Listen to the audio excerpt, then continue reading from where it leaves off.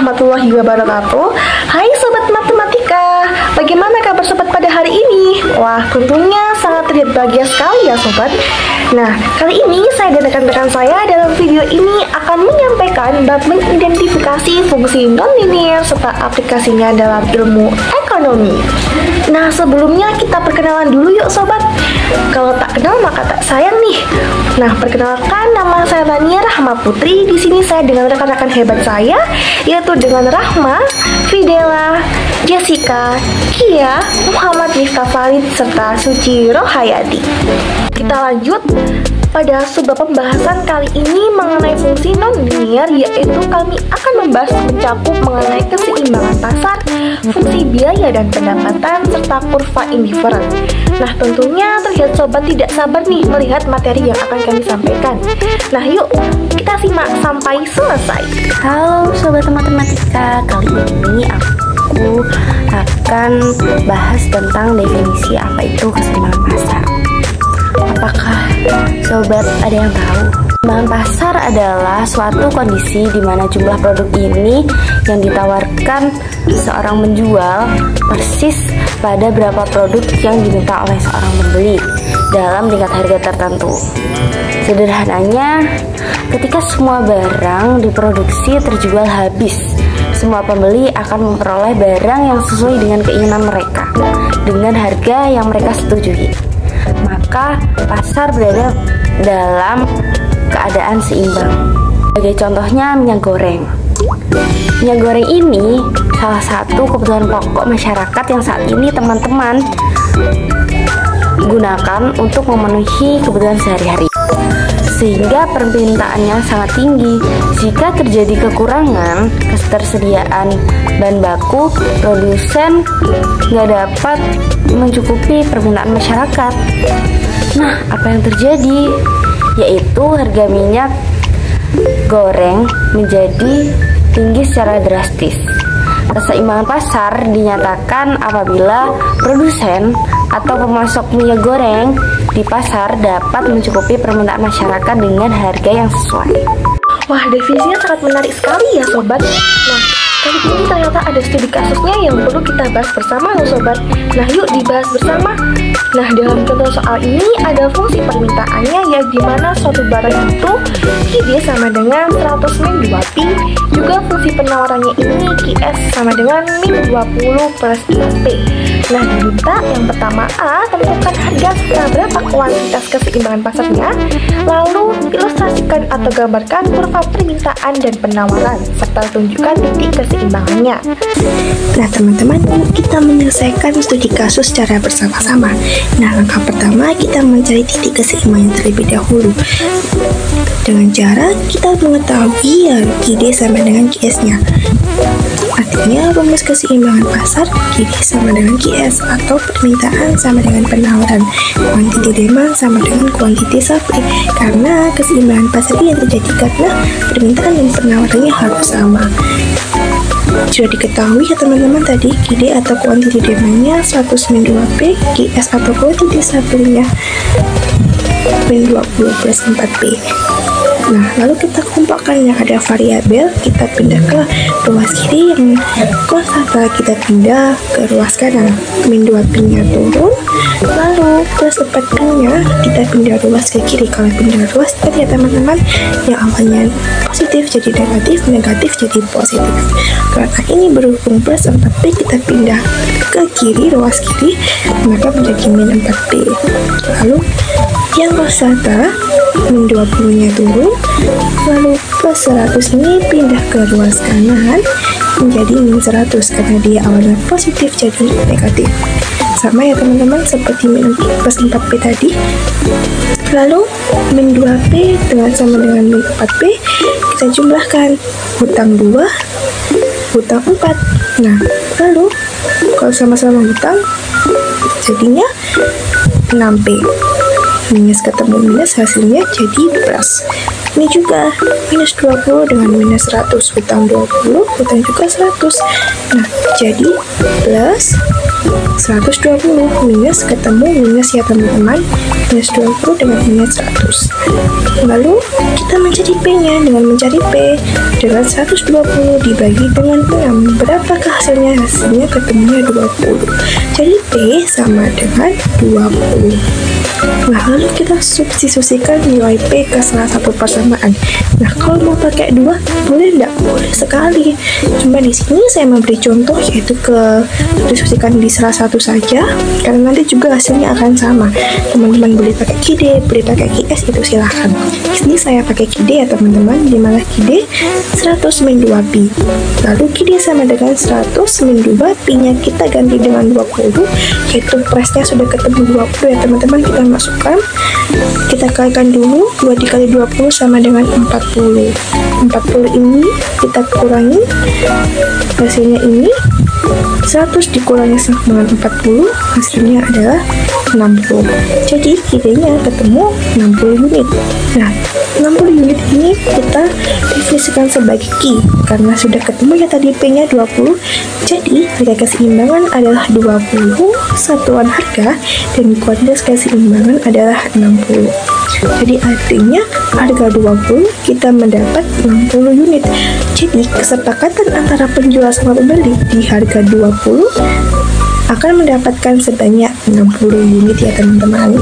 Oke teman-teman, dari hasil yang sudah kita tentukan tadi, kita gambarkan dalam bentuk kurva keseimbangan pasar.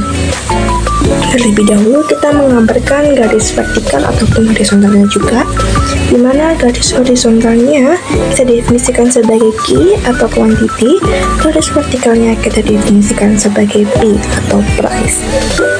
Lalu kita menggambarkan titik penawarannya terlebih dahulu, dimulai dari sisi pojok titik kiri bawah, ini ya teman-teman, ke titik pojok kanan atas.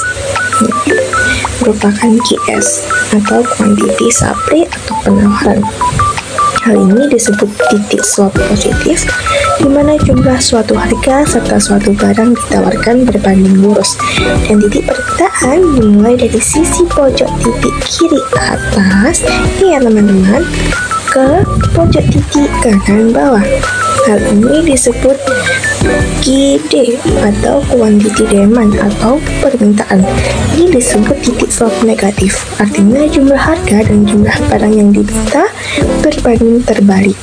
Setelah itu kita masukkan nih dari hal yang sudah kita diketahui, yaitu price dan kuantitinya. Tadi price-nya ada 20 ya teman-teman, lalu kuantitinya 60, di mana tadi harga 20 akan mendapatkan 60 unit. Itu ya. Oke. Sudah ketemu tadi 20 dan 60. Kita cari titiknya. Oh, titik 20 di sini dan titik 60 di sini. Kita tarik. Nah, mereka bertemu di titik tengah-tengah ini ya, teman-teman. Titik tengah-tengah ini namanya E. Apa itu E? E merupakan titik equilibrium, titik bertemunya titik keseimbangan. Ini sudah diberi keterangan di bawah, yaitu garis biru merupakan garis penawaran dan permintaan, QD ataupun QS, garis merah menunjukkan keseimbangan pasar. Sudah ditarik garis ini ya teman-teman, itu merupakan garis merahnya merupakan garis keseimbangan pasar, di mana QD sama dengan QS, tadi P-nya 20 dan 60 Q-nya. Hal ini menunjukkan bahwa terjadinya keseimbangan pasar adalah proses dari tawar-menawar ataupun permintaan atas jumlah barang dan harga yang menimbulkan antara penjual dan pembeli saling sepakat. Jadi, tadi keseimbangan pasar sepakatnya penjual dan pembeli, jadi penjual dan pembelinya sepakat. Jadi, misalkan mau beli apel, jadi apelnya dengan harga 20, maka pembelinya akan mendapatkan 60 gitu, 60 apel. Nah, dan kenapa kita harus menggambarkan adanya garis permintaan dan penawaran? Karena tadi keseimbangan pasar terjadinya antara permintaan dan penawaran, atau rumusnya juga QD sama dengan QS. Jadi kita harus tahu nih penawarannya berapa, dapat permintaannya berapa. Nah, tadi kan sudah ketemu. Jadi agar kita dapat mengetahui, oh ternyata price-nya sebesar ini, mendapatkan kuantitinya sebesar ini. Jadi akan lebih paham dan juga lebih detail mengenai kurvanya. Jadi lebih baik digambarkan garis penangkarannya ya teman-teman. Dan jangan lupa ditemu di titik tengahnya atau titik equilibrium. Selanjutnya, kalian pernah mendengar apa itu fungsi biaya? Apakah kalian pernah penasaran bagaimana cara menentukan harga jual produk dalam perusahaan? Nah, untuk menjawab hal tersebut, kita harus memahami fungsi biaya terlebih dahulu. Di sini kita akan belajar tentang definisi fungsi biaya, jenis-jenis biaya, dan bagaimana contoh penerapannya dalam ilmu ekonomi. Definisi dari fungsi biaya ialah suatu fungsi di mana menampilkan hubungan dalam biaya produksi total serta berapa jumlah output yang dihasilkan ya teman-teman. Namun, hubungan ini tidak membentuk garis lurus atau linear pada grafik. Artinya, biaya produksi tidak selalu meningkat seiring dengan jumlah output. Nah, kan kita sudah mengetahui definisi dari fungsi biaya. Sekarang kita akan bahas jenis-jenis dari biaya. Pertama, ada biaya total, yang merupakan total biaya ini diperlukan guna menghasilkan barang atau jasa selama proses produksi. Rumusnya yaitu TC atau C sama dengan TFC plus TVC. TC ini total cost, TFC total fixed cost atau biaya tetap, lalu TVC ini total variable cost atau biaya variabel. Jadi untuk mencari biaya total, kita dapat menjumlahkan berapa biaya tetap dengan biaya variabel. Kedua, ada biaya tetap. Nah, sobat matematika, dapat didefinisikan sebagai biaya yang tidak berubah dan tidak melihat berapa output barang atau jasa. Dengan rumusnya yaitu TFC atau FC sama dengan K atau konstanta.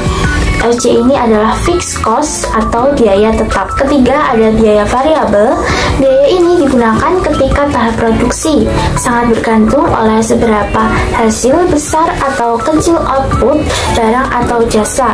Dengan rumusnya yaitu VVC atau VC sama dengan FQ atau VQ, di mana VC adalah variable cost, artinya biaya variabel, lalu Q ini kuantitas atau besar produksi berapa yang dihasilkannya sobat matematika. Keempat, ada biaya rata-rata. Nah, sobat matematika, biaya ini seringkali disebut biaya yang dikeluarkan guna membuat barang atau jasa. Ini dihitung dari pembagian biaya total serta berapa barang atau jasa yang dihasilkan. Terdapat 3 macam biaya rata-rata, yaitu 1. Biaya tetap rata-rata. Rumusnya AFC sama dengan TFC per Q, di mana AFC adalah average fixed cost atau biaya tetap rata-rata. Jadi biaya tetap rata-rata didapatkan dari pembagian biaya tetap serta kuantitas. 2. Biaya variabel rata-rata. Rumusnya AVC sama dengan TVC per Q. AVC ini adalah average variable cost atau biaya variabel rata-rata. Jadi rumus untuk mencari biaya variabel rata-rata yaitu biaya variabel dibagi sama berapa kuantitasnya. 3. Biaya rata-rata. Rumusnya AC sama dengan TC per Q. AC ini adalah average cost atau biaya rata-rata, didapat dari biaya total dibagi dengan kuantitas, atau bisa juga dengan rumus AC sama dengan AFC plus AVC, yaitu biaya tetap rata-rata ini dijumlah dengan biaya variabel rata-rata. Kelima, ada biaya marginal. Ketika kita membuat satu unit produk tambahan, tentunya kita juga perlu mengeluarkan biaya tambahan untuk produk tersebut. Nah, sobat matematika, biaya tambahan ini yang disebut dengan biaya marginal.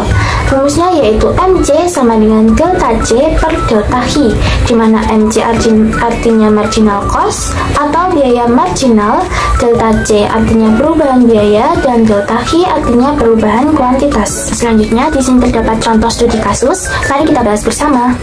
Diketahui sebuah perusahaan memiliki FC atau biaya tetap 20.000 dan VC atau biaya variabelnya 100 Q. Pertanyaannya, tentukan bersama penerimaan dan kurva biaya total dari soal tersebut. Serta jika perusahaan produksi 500 unit barang, berapa biaya total yang dikeluarkan perusahaan tersebut. Nah, sobat matematika, pertama kita harus tahu rumus untuk mencari biaya total. Tadi kan sudah dijelaskan, yaitu biaya tetap ditambah biaya variabel. Kemudian kita tinggal masukkan biaya tetapnya 20.000 ditambah biaya variabelnya 100 hi. Nah, karena tadi diketahui hi-nya adalah 500, jadi biaya total sama dengan 20.000 ditambah 100 dikali 500 dan didapatkan hasil 70.000. Maka biaya total yang dikeluarkan oleh perusahaan jika produksi 500 unit barang ini adalah 70.000. Nah, selanjutnya kita analisis kurva biaya totalnya. Yang pertama, garis lurus FC atau biaya tetap. Biaya yang tidak dipengaruhi berapa jumlah output yang mampu dihasilkan disebut biaya tetap. Biayanya tetap sama, tidak peduli berapa banyak outputnya.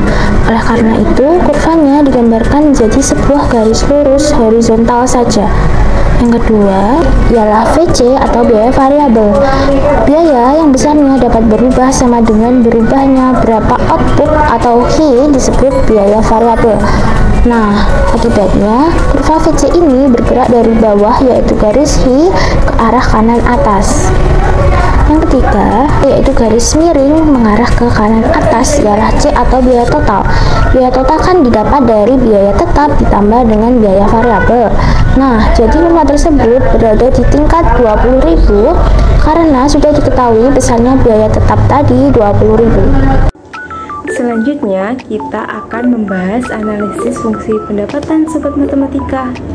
Fungsi pendapatan sendiri merupakan sebuah persamaan matematis yang menggambarkan di mana terdapat hubungan dengan sejumlah barang atau jasa yang dijual serta kuantitas dengan total pendapatan yang dihasilkan oleh penjualan tersebut. Maksudnya, fungsi pendapatan suatu perusahaan atau individu itu berubah seiring dengan perubahan jumlah produk yang dijual dengan rumus fungsi pendapatan yaitu TR sama dengan P kali H, dalam posisi TR merupakan total revenue atau pendapatan total, P merupakan suatu harga unit per produk, dan Q kuantitas produk yang dijual. Untuk fungsi pendapatan itu ada 3.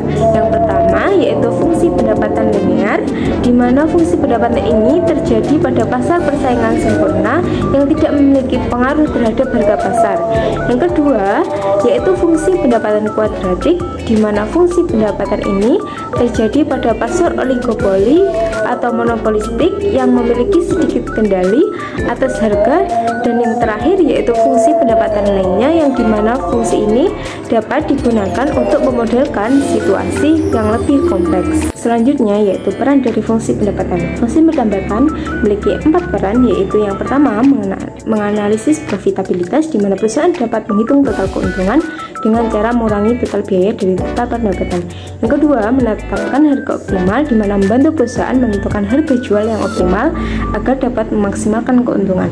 Yang ketiga, menganalisis elastisitas, yaitu dapat digunakan untuk mengukur seberapa sensitif perubahan terhadap perubahan harga. Dan peran yang terakhir yaitu membuat keputusan produksi yang efektif seperti menentukan jumlah produksi yang optimal. Selanjutnya saya akan menjelaskan satu contoh soal mengenai fungsi pendapatan, yang dimana soalnya yaitu misalkan sebuah perusahaan menjual produk dengan harga 10.000 per unit, dan jika perusahaan menjual 100 unit produk maka tentukan pendapatan totalnya atau TR-nya. Nah, rumus TR kan P dikali Q, dimana P atau harganya 10.000 per unit dan Q-nya atau kuantitas produk yang dijual kan 100. Jadi tinggal kita kalikan 10.000 dikali dengan 100 yaitu sama dengan 1 juta. Jadi kita mendapatkan total pendapatan atau TR-nya yaitu sebesar 1 juta rupiah. Kita gambarkan dengan kurva yaitu seperti ini.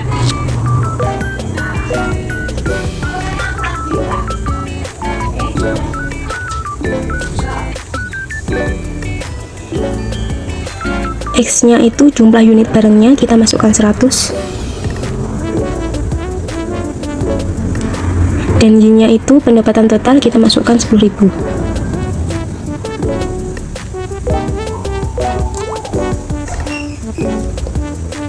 Setelah kita itu titik-titik seperti ini,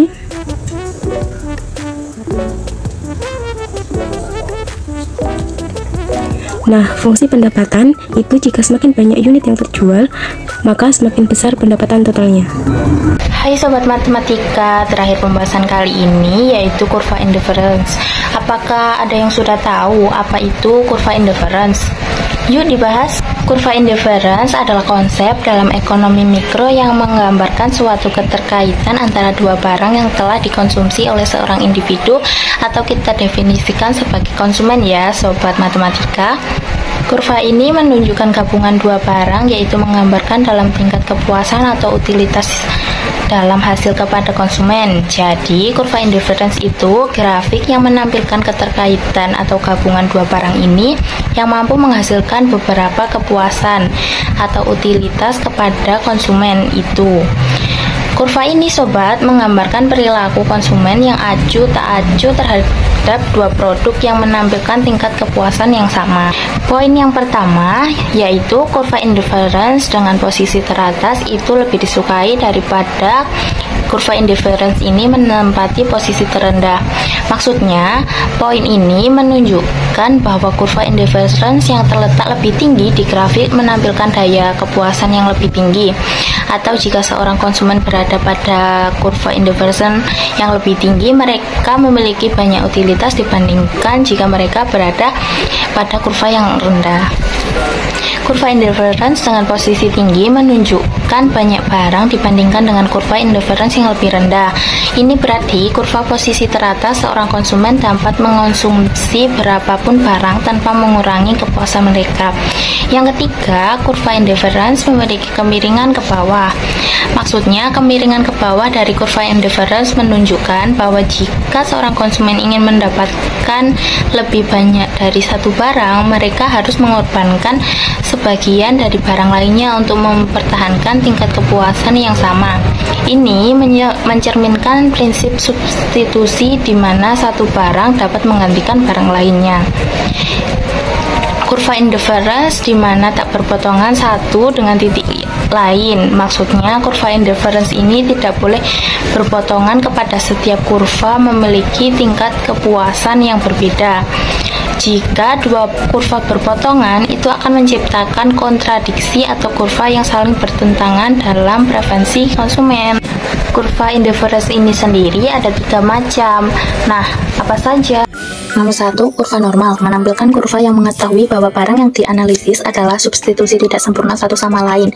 Dalam hal ini, konsumen lebih suka memiliki kombinasi dari kedua barang daripada hanya mengkonsumsi salah satu barang secara eksklusif. Dapat dilihat dari contoh gambar nomor 1, dapat diibaratkan jika kita makan pizza 5 potong, kita juga akan minum cola 5 gelas. Dan jika kita makan pizza 6 potong, kita juga akan minum cola 6 gelas. Ini menggambarkan tingkat kepuasan kita pada kedua jenis barang. Kurva normal biasanya berbentuk melengkung atau konveks ke arah grafik. Gini. 2. Perfect complement. Kurva indifference perfect complement menunjukkan bahwa barang-barang tersebut adalah komplementer sempurna. Artinya, barang-barang ini hanya memberikan kepuasan jika dikonsumsi dalam proporsi tetap. Dari gambar nomor 2, ini dapat dibuat contoh jika konsumen merasa puas jika konsumen memakan 1 potong dan minum cola setengah gelas.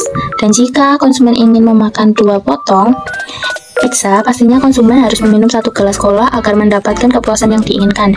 Dapat digambarkan bentuk kurvanya seperti ini. Kenapa perfect complement bentuk kurvanya berbentuk L?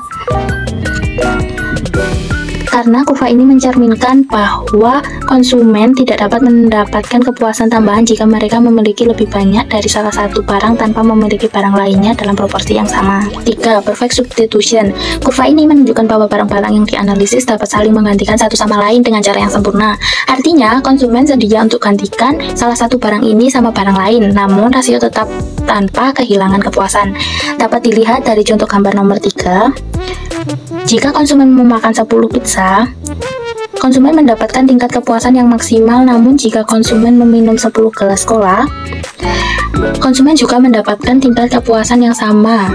Berbeda lagi ketika konsumen makan 10 pizza, tapi hanya minum 9 gelas cola. Hal ini tidak dapat menggantikan tingkat kepuasan konsumen dari barang satu ke barang yang lainnya. Kita lanjut membahas studi kasus kurva interference. Nah, bagaimana jika diilustrasikan dalam bentuk kurva ya sobat? Yuk simak. Nah sobat matematika, ini adalah ilustrasi kurva dari penyelesaian di atas. Soal pertama, Siti menyukai pizza dan cola, namun Siti memiliki peraturan bahwa 1 gelas cola untuk tiap 2 pizza. Jika makan 1 pizza, dia akan minum setengah gelas cola. Dapat dilihat di kurvanya, soal ini memakai kurva perfect complement. Kenapa? Karena setiap makan 1 pizza, Siti harus minum setengah gelas, dan jika Siti makan 2 pizza, dia harus minum 1 gelas cola. Kurva dari soal ini membentuk garis seperti huruf L ini. Soal kedua, Wawan menyukai pizza dan kurang menyukai cola. Jika disuguhi cola, dia akan meminumnya sedikit. Dapat dilihat dari kurvanya menunjukkan tingkat kepuasan yang lebih besar ke arah pizza, karena Wawan lebih menyukai pizza daripada cola. Soal terakhir, Brian memiliki preferensi yang konveks dan tidak menyukai pizza maupun cola. Dapat dilihat kurvanya mengarah ke titik 0 atau melengkung ke titik 0. Kenapa demikian? Karena Brian tidak menyukai kedua barang yang diberikan, yaitu pizza dan cola. Hal ini menyebabkan tingkat kepuasan yang rendah terhadap kedua barang, menyebabkan kurva mengarah ke titik 0. Nah sobat matematika, menarik sekali bukan materi yang kami sampaikan tadi? Nah ini adalah sumber yang kami pakai sobat untuk bahan ajar dapat sobat gunakan sebagai teman untuk cari ilmu. Nah itulah sobat yang kami sampaikan. Untuk sobat semoga bermanfaat dan sobat dapat memahami secara keseluruhan, dan setelah ini tidak kesusahan ya sobat untuk mengerjakan soal. Selamat berarti dan selamat belajar terus menerus. Wassalamualaikum warahmatullahi wabarakatuh.